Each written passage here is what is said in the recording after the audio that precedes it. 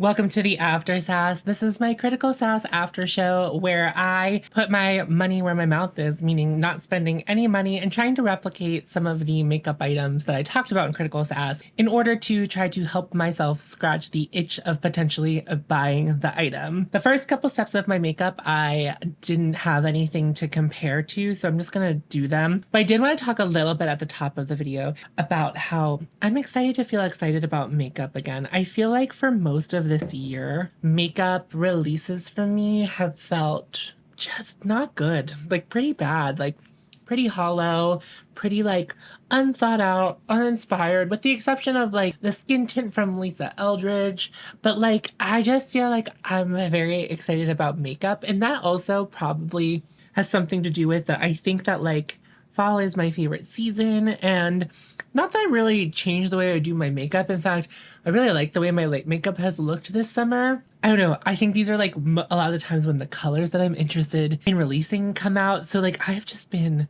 so excited. I bought makeup this weekend. So I was looking at my buying spreadsheet, and besides like equipment stuff, the only makeup I've bought for the channel this summer, we're gonna talk about one of them today, but the Moondust eyeshadows, and they were half off when I bought them, and I bought 3 shades. So I've only spent $36 on makeup this summer, which is really great. It like falls in line with what I'm trying to do on my channel. But like, I also feel like it was mostly because I wasn't even tempted. All the makeup has felt just like not exciting. Hindash didn't start teasing these until after I had recorded Critical Sass. Hindash released highlighters today, the day I filmed this. I like was excited about being excited. Hindash followed me on Instagram. This isn't a brag, but it's a little bit of a brag. It was very unexpected. He's actually commented a long time ago. In one of my very early Critical Sasses, he commented on one of my videos, and it was when he released the liquid eyeliner, the hero liner, which I pronounced hero, like the hero liner, because I thought it was supposed to be like heroine, not hero, but everyone else pronounced it differently. I haven't used green color corrector in a while, but my cheek is really acting up. I was using a moisturizer that was gifted to me from Vanish. I actually have it sitting right here. I think I was using too many actives at once, and it made my cheeks feel activated. So I'm at foundation, and I did talk about a foundation in Critical Sass. I talked about the new Patrick Ta foundation, and it was described as this like glowy, luminous kind of foundation, probably better suited for dry skin. And I know that every time I talk about foundation, I use this foundation in the After Sass, but it is my favorite foundation. But I also think it meets the qualifications for what that one was described as, and it's the Syrah Dewdrop foundation. It's in the shade 1.5. Oftentimes, I find like foundation releases have to really compel me for me to want to buy them with the way they talk about it. It's not that I don't think that the Patrick Ta one's not alluring, but it's $58.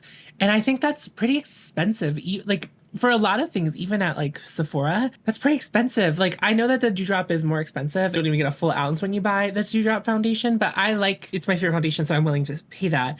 And I did buy it with my own money at first, but Syrah was a brand I was already interested in by the time I bought this, whereas Patrick Ta's brand is not a brand I'm like super interested in. Therefore, $58 feels to me like not like too expensive. Like, he can price it, I guess, whatever he wants. For me, as someone who's like outside the lore of the brand, it's not enticing me at $58. So I'm going to just use my Dewdrop foundation. It does seem, I watched Kelly Gooch this morning use the new Patrick Ta foundation in one of her videos. Was that this morning? I like have a long weekend, and like I've lost the plot a little bit about like what day it is, because it doesn't really matter to me for a little bit. Tomorrow's Labor Day, so woohoo, or whatever. And it did seem to me that they would be like a similar premise. It seemed really like coverage, which is like a thing that I really like. It's like my preference when it comes to foundations. Hair is everywhere right now. There's hair everywhere. I like styled my hair this morning, and that's something that I forgot about having long hair, is that there's just hair everywhere. I think that this is like a suitable alternative for me. It's not like I'm feeling compelled to buy it. In Critical Sass, we talked about a lot of concealers. A lot of brands are releasing concealers. I kind of talked about just like how every brand is releasing a concealer right now. But I think the two I focused on the most, and that I actually had a little segment on, were the Westman Atelier one and the one from Victoria Beckham. And I was very honest in Critical Sass that I did buy the Victoria Beckham one. I did buy it yesterday. But I also was very clear that if I didn't have a makeup channel, I wouldn't have bought it. I am curious about it. I don't think that the skincare stuff's going to work in it. And I think that's why it's expensive. It has some Augustinus Bader, and I think that's how you pronounce his name. That's how Michelle Wong pronounces it. Skincare ingredients in it. So I think that's why it's so expensive. It's why the primer is so expensive, and I have that. So anyway, I did buy that, but I thought what would be good. And this is not something I like to do a lot in the aftersass, but I did go into my testing drawer and I pulled out a product because I think it scratches, I think, the itch more even than the Victoria Beckham one or the Atelier one. I bet it's in glass packaging and really weighted because that's all of their stuff. But along the similar lines, I have this one from Farah Hamidi, which I have been testing when I was looking at my buying spreadsheet. I realized I bought all of these concealers in May, but this is like a super, super luxurious packaging, and it's a really beautiful product. And I have access to this right now. I already bought this, right? It's like not the cheaper option, but it's like a very luxe equivalent product. And it's just such an easy, like, little thing. I know I've been very honest in my channel about how I don't like duos. I have been enjoying this duo as a duo, but like, I still don't think it'll be in the norm for me to like want duos. I still feel the way I feel about them. It's a beautiful finish. It's a really great match for me. It works really well under the eyes. Like, it's everything that I could ask a concealer to be. I also think that cream products like this tend to last me a little bit longer than something that comes in like a click up tube. Like, I don't get to control how much product's coming out of the Victoria Beckham. Also, if I bought the Westman Atelier one, I'm sorry, I don't pull out stoppers to use up entire products. When the product stops working with the stopper in it, I just dispose of the product, which I'm not saying is the right thing. I think most people don't even get to the point where they finish a product that way, let alone take the stopper out. Anyway, to each their own. I consider a product pan when it stops working without me having to maneuver getting further into the product. But I also, have a lot of makeup, and I think that's why I feel the way that I feel. Anyway, the pan is right there, so I'll be able to scrape it all out, which is really lovely. And the thing about this that the Westman Atelier nor the Victoria Beckham have is that this is refillable. Now, the refill for this costs about as much as one of the concealers from Westman Atelier, but it's cheaper than buying the Victoria Beckham one again. So I like that this is refillable. It's super luxe. It's like something really great to have on hand. The luxe itch, it scratches like a beautiful product. Like, that works really well for me. Itch, like, I really didn't need the Victoria Beckham one, but I'm excited to try it whenever it does come. Okay, so now I have a retraction. And I talked about it on Instagram, like just on a quick post on my Instagram stories. And it's a product from Phytosurgence that I recently repurchased. And it is the Spectral Shine. And this is in the shade Divine Daylight. So if you were here back in the day, I bought this product thinking it was one thing, then not really finding a way to make it work for me. At the time, I was wearing a lot more loud makeup, and my makeup over the course, and I mean even like my skin makeup, like how much blush and contour and bronzer I'm wearing, it's all much less than I was wearing at the time when I bought it. I was watching Jason demo them one day on their Instagram stories, and I was like, I think that's the thing that will work for me now. And I bought it again, and in my notes, because he knows he knows my government name. You can leave an order note, and I was like, Jason, don't yell at me. I think I'll like it this time. And I think a number of things happened. I think I also got a better shade for me. I think the shade I bought the first time was a little bit yellow. This isn't a highlighter. I think this is more... There's a fly in here, and I swear to God, it was flying all around when we were filming Recollect earlier. And I also thought it was going to be one thing, and it just wasn't that thing. It's much more like the Glow Lust. It's much more like how we talk about the Charlotte Tilbury Flawless filter or the e.l.f. Halo filter. This is like a filter in a much realer way than either of those or like the myriad of other things that I said. This is like a real subtle, and it is more like a filter than it is like a glowy product. And that's how I've been using it, and I've just been like loving it. The balmy things from Phytosurgence are a little bit, peculiar, a little bit picky about the way they like to be picked up. They sell brushes for these products, by the way, so you can definitely buy the ones that they recommend. I just grabbed a very dense brush from Sonia G. This is the Sonia G Classic Base, and I'm just like really getting into the product here. And I'm just gonna tap it on this side of my face. And something interesting about this, and I think it's really interesting because it is like a glowy product, it filters. So I feel like my pores are much less visible on this side of my face as opposed to this side of my face. Some people do use this as like a setting product.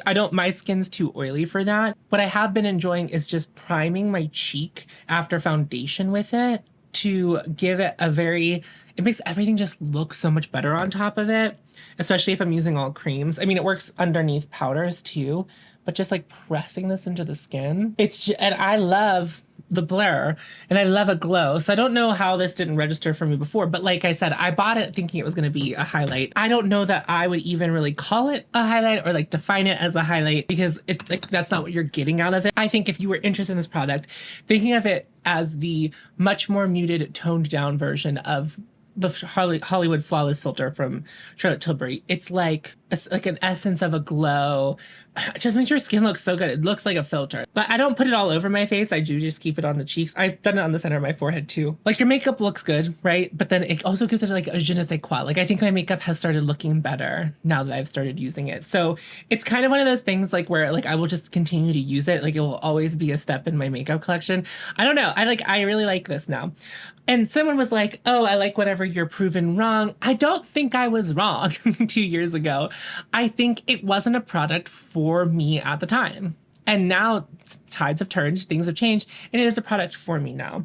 I don't even think if I was using it the way I'm using it now, back in 2022, I would have liked it as much. I don't think at that time I had the Glow Lust. I don't think at that time I had tried the Hollywood Flawless filter or the e.l.f. Halo Glow. Like I don't think I tried any of those products yet. So I had like nothing to really compare this to. And I often use those products just as straight highlights anyway. So moving right along, I have some products that don't matter or not part of the conversation. So I will be contouring with the Ritual Defeat Inner Glow Cream Pigment, which is what's inside of here, the Chanel bronzer, and I will be using Kierra Weiss's Inner Glow for my blush today. So I talked about the Gucci highlighters and how I'm incredibly obsessed with them and the idea of them. However, today Andromeda actually sent me some reviews that had gotten from people who got it early from Influencer.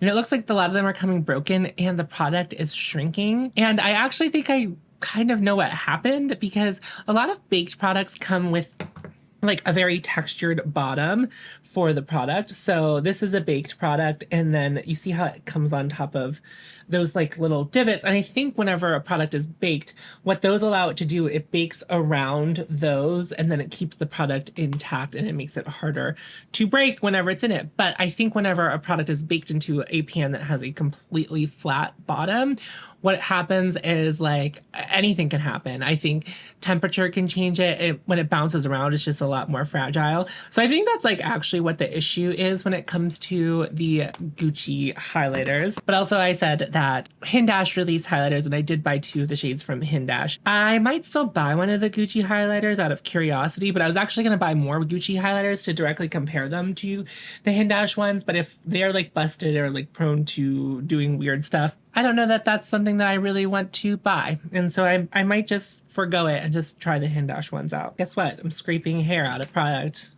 again. So when I looked at my highlighters, the highlighters I talked about from Gucci and the ones that Hindash released, they're not like really duochromatic, but they have like a little bit of a color to them. And I looked in my makeup collection and I pulled out this from Ritual Defeat. This is the shade Phosphine. This highlight has like a soft pink orangey champagne glow, but I think it still looks really natural on the skin. And that's what I feel like the Gucci ones would have provided. I think that the Hindash ones are going to add a lot more va-va-voom than this, but they come in similar colors. Like the one shade I bought of the Hindash is a color like this. Now, I'm not applying a very thick layer of this highlighter. You do get more of a shift the more you add on. I was going to use the other shade I have, which is the shade Moon Pillar, which is more purple. And I was talking about how I like a little bit of a purple highlight shade, but the rest of my makeup look is going to be pretty warm and I didn't want to do too much of a clash. And then for powders, this isn't really like something I talked about in the video, but we talked about Givenchy and their highlighting powder, loose highlighting powder. And so I will be using their old formula of their setting powder today to set my face. Do you see that sheen from all of the products. Now, a lot of the products I use today are very sheeny, but I think that that product from Phytosurgence really enhances that. I love when my cheeks are like that, but obviously I mattified the center of my face. Okay, let's move on to some eyeshadows. So I talked about a couple different eyeshadow products and I've pulled out like a dupe for each. And the first thing I talked about is the I Need a Warm palette from Natasha Denona. And I have a lot of eyeshadows from Natasha Denona where I kind of like pulled them out to dupe it. But then I also was like curious about which eyeshadow palette I have in my makeup collection that is like the warmest eyeshadow palette. And I'm only using this for mattes today, but it's actually the Beautyverse palette from Charlotte Tilbury. And the mattes in here actually pull very, very warm on me. So I'm going to be using this to build out the matte portion of my look. The I Need a Nude palette really just doesn't sing to me. I call it the I Need a Nude palette. The I Need a Warm palette is like, even if it wasn't the worst makeup name I've ever seen, even if it wasn't that, it would be a palette I wasn't interested in just because it's so warm and it's so focused on warmth. And there's a time and a place for that. Some people were leaving me comments that like, but the palette's pretty. I'm fairly certain in Critical Sass I said, I think that palette looks pretty. It's not a palette I'm interested in. Those are two separate things. I can think a palette looks pretty and not think it's for me because it's not a color story I'm interested in. But disinterest does not equal not pretty. I'm just actually never going to buy from Natasha Denona again. I don't like them. I don't like their business practices. It's not for me. I won't judge anyone else for buying them, but I don't think there won't be like new Natasha Denona on my channel unless it's like decluttered to me. But I won't be seeking it out for review purposes or for my own purchases. And that's just my own personal decision. You don't have to do that. I'm not telling you what to do. I'm just letting you know what you're not going to see on my channel going forward. That doesn't mean I'm going to stop using the Natasha Denona products I have, because I have a lot that I really like. I'm just not interested in buying new Natasha Denona product. And the mattes in this palette, I actually like a little bit more than Natasha Denona mattes. From Charlotte Tilbury, this formula is very specific in her line, as I understand it. You know, it's like funny because I've tried a lot of Charlotte Tilbury at this point. I still feel like I'm not really super well versed in her Beautyverse. But Natasha Denona mattes, I do really like them. But sometimes, you know, this like cream to powder situation that Charlotte Tilbury has going on in this palette, I find like very intuitive. And I don't think it's actually a cream, but it feels like that. I still haven't really figured out what's going on with them. Like, they're so strange. You can tell I've used this palette a lot because like I have like quite the dent going on in them. They're so weird. Such a weird formula. Like, I actually really don't quite understand it. This is definitely like the warmest palette in my collection. I think the gold palette also ends up pulling pretty warm on me. I thought that this was going to be like a neutrals palette whenever I first bought it, and it certainly is very, very warm. And it's like, it's a pretty warm. I think it's like, it's definitely warm. Hold on, it's fashion. It's fashion. It's definitely warm, but it's a warm that doesn't feel like too strong. At least when I'm using it, I do feel like it definitely looks super warm on my skin after I've like applied it. Not in a threatening way, because sometimes like these ready colors I find overwhelming for some reason. I don't know why. Now we have that laid down. Next thing I talked about in Critical Sass were the It's Literally Magic sticks from Dose of Colors. And I was being informed, I will post them here. Juicy makes a product that I guess is a lot like them. Juicy is a Chinese brand, and I was made aware of them. So I'll pass that information along to you. These are like $10 per item, and It's Literally Magic. I actually don't think I know the price on them, but I would imagine that they're probably in the 20s of dollars. In the 20s, in the tens of dollars, more than tens of dollars. There's a recommendation, but I haven't personally tried them. I was just told that they were like a very similar product. But they looked like they had a very sparkly topper with a very, very subtle base. And when I looked into my makeup collection, this is another thing I pulled out of my testing drawer, but I referenced it in Critical Sass. This is Space Cowboy from Urban Decay. And it kind of basically, it has all of the things I just mentioned about what I loved about the It's Literally Magic sticks going on with it. Interestingly enough, I've swatched Space Cowboy like so many times in the store, and it never really sung to me. And then I bought this online whenever it was half off, and I was like, when it got to me, I was like actually shocked by how sparkly it ends up feeling in real life. Like, I think that this looks just like those It's Literally Magic sticks I still kind of want the It's Literally Magic sticks because I think I would use them a lot, but I also have this in my makeup collection, and I know I really haven't talked about these eyeshadows too much on camera yet, but spoiler alert, I'm going to be keeping Space Cowboy, but get into it. Like, look at the wet look of that. I don't know. Sometimes I'll watch YouTubers and they'll be like, you can see how wet it looks. And then they're swatching it on their hand from like really far away. I'm like, can you like get into the minutia of it? Like, look at Space Cowboy. Oh my God. Like, look at it. So gorge. So stunning. I feel like that's what, whenever people have been swatching It's Literally Magic on their eyes and their arms and stuff, I feel like it looks exactly the same or something similar. This is a little bit warmer. I think I would like a cooler version of this. And it looks like the ones from Juicy are like more cool toned. I just need to figure out which one I would want, maybe if I would buy two. You know, I'm not really sure because it's like, I don't even know if I would like it. Ordering from like Yes Style or Stylovana takes a little bit of time. And so, you know, do I really want to go through that? I talked about in Critical Sass these Kulfi eyeshadows, specifically the shade Sona or Soma. And it's like goldish, sparkly topper shade. And it looked really gorgeous. And then I was like doing my makeup this morning. Yes, I've already done my makeup and taken it off to only reapply it again for you on camera. I was like in my drawers and I had Fractal Freesia, which is like the same idea. Now I'm going to top Space Cowboy with this, but I don't think it's going to be very, very, very visible. And having touched the other Kulfi eyeshadows, I'm led to believe like that the texture would be very different from Fractal Freesia, which is adding sparkle on a sparkle. I'll zoom you in because actually it did quite a bit. Look at how much shinier this eye is than this eye. Fractal Freesia. New pour, sorry, I feel like I say her name so slow because I'm just trying to say it right. She left a comment on Critical Sass and said that there's a lot of different types of sparkle in the shade from Kulfi, and I feel like the sparkles in Fractal Freesia, they like look gold up on first impact, but I feel like there's white and like silver sparkles in there too. Whoa.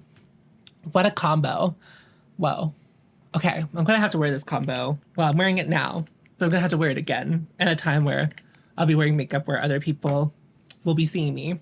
I don't think I talked about any lip products in Critical Sass or mascaras. So I'm going to pick a lip product and I'm going to do my mascara and then we'll just kind of wrap up the video. How's that sound? How's that sound? How about that? Wow. I'm obsessed with the eyes.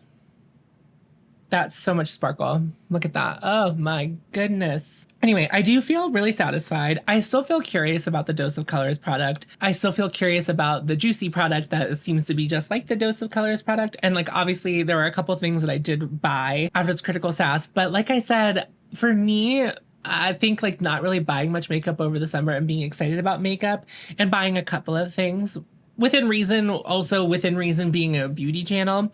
Like if I wasn't on YouTube, I probably would have only bought one of the Hindash highlighters, but two didn't seem too egregious being a content creator, especially because it's like I've only been really reviewing PR that I've got this summer, which is I think okay for a brief period of time, but I think for a long period of time it's like I want to be excited about makeup and I finally feel like I am. So anyway, if you are new to my channel, thank you so much for watching. This is what a lot of what I try to do on my channel. I want to help you and help myself just be a little bit more discerning about the makeup that we are choosing to buy, and that also includes fashion and fragrance, which I also delve into a little bit here and there. So I would love to have you stick around. Make sure you like this video. Leave a comment down below. What products are you interested in? And then also name a product that's very similar to that product that you have in your makeup collection to help inspire other people to look in their collection too, if they were also interested in that product. I have a Patreon and I have channel memberships. You can check those out down below. That's just a different way to support me. Not necessarily a better way to support me. Feel free to do that, check it out or not. I do a little bit of additional content over there every month. In the pinned comment of this video, I have a link to Help a Family in Gaza that I got from Operation Olive Branch. If you have the means to support them, please do so. And Recollect will be back on Tuesday. That's the podcast I do with Tiff, who joined me in Critical Sass the last time I did it, and a lot of you said that you really enjoyed our chemistry. So if you want to see more of that, Recollect would definitely be the way to do that. Our video will go up on Tuesday. There's also a couple of newer episodes that were audio only, but are also on YouTube if you want to check those out. If you go over to that channel, anything with a thumbnail that looks like it was made for the video is one of the newer episodes, so you'll be able to decipher that. Okay, I'm going to wrap up this video. Thank you so much for watching. Remember to follow your haute, and you'll find me, and I'll see you in a video very soon. Go forth, tits out.